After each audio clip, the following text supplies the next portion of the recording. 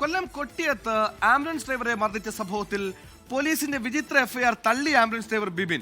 Watch മോഷണമല്ല നടന്നത്. രോഗിയുമായി പോയ ആംബുലൻസ് തടഞ്ഞു നിർത്തി ആക്രമിക്കുകയാണ് ചെയ്തതെന്ന് ആംബുലൻസ് ഡ്രൈവർ ബിബിൻ 24-നോട് പറഞ്ഞു. സംഭവം നടന്ന ദിവസങ്ങൾ പിന്നിട്ടിട്ടും പ്രതികളെ ഇതുവരെ പോലീസ് പിടികൂടിയിട്ടില്ല. ആംബുലൻസ് തടഞ്ഞ് ഡ്രൈവറെ മർദ്ദിക്കുന്ന ദൃശ്യങ്ങൾ പുറത്തു വന്നിട്ടും പോലീസ് എഫ്ഐആർ ഇട്ടിരിക്കുന്നത് വാച്ച് മോഷണമെന്നാണ്. അതായത് ദുർബല നിസ്സാര വകുപ്പ്.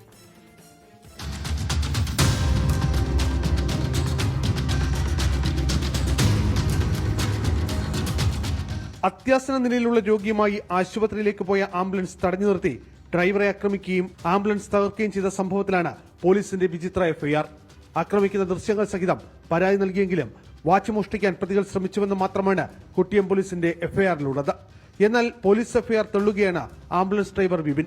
തന്നെ ആക്രമിക്കുകയും രോഗിയെ ആശുപത്രിയിൽ എത്തിക്കാൻ വൈകുകയും ചെയ്തുവെന്ന് ആംബുലൻസ് ഡ്രൈവർ 24-നോട് പറഞ്ഞു.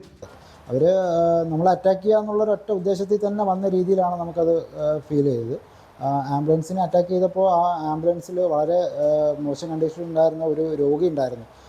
ആ രോഗിയെ പോലും അവർ കണക്കാക്കാതെ ആ വണ്ടിയിലുണ്ടായിരുന്ന ബൈസ്റ്റാൻഡേഴ്സായിട്ട് ഉണ്ടായിരുന്ന ഒരു 3 പേരുണ്ടായിരുന്നു. അവരുടെ ജീവൻ ഒക്കെ ഇത് മൊത്തത്തിൽ വളരെ മോശമായ ഒരു ഇടപാടാണ് കാണിച്ചത്.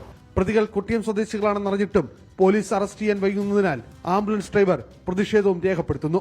ഇതിപ്പോൾ പ്രതിയെ പിടിക്കാത്ത ഇതുവരെ പ്രതിയെ കിട്ടിയിട്ടില്ല എന്നാണ് നമ്മൾ അറിയുന്നത്. പ്രതിയെ പിടിച്ചില്ല എന്നുണ്ടെങ്കിൽ നമ്മളതിനെ വളരെ സീരിയസ് ആയിട്ട് തന്നെ എടുക്കും. ഇത്തരം രീതിയിലെ ലഹരിക്ക് അടിമകളൊക്കെ ആയിട്ടുള്ള പല ആൾക്കാരും ഇത്തരം ചെയ്യുന്ന ക്രൂരതകളിലൂടെ പലപ്പോഴും പല ജീവനും പൊലിയാറുണ്ട്. പ്രതികളുടെ ഉന്നത രാഷ്ട്രീയ സ്വാധീനമാണ് പോലീസ് നിസ്സംഗതയ്ക്ക് കാരണമെന്നാണ് ആരോപണം. 24 കൊല്ലം. ലോകത്തെവിടെയായാലും ഏത് സമയത്തും 24 വാർത്തകളും ഓഗ്മെന്റഡ് റിയാലിറ്റി പാക്കേജുകളും എക്സ്പ്ലെയിനറുകളും വിശദമായി കാണാൻ ഞങ്ങളുടെ യൂട്യൂബ് ചാനൽ നിങ്ങൾക്ക് സബ്സ്ക്രൈബ് ചെയ്യാം.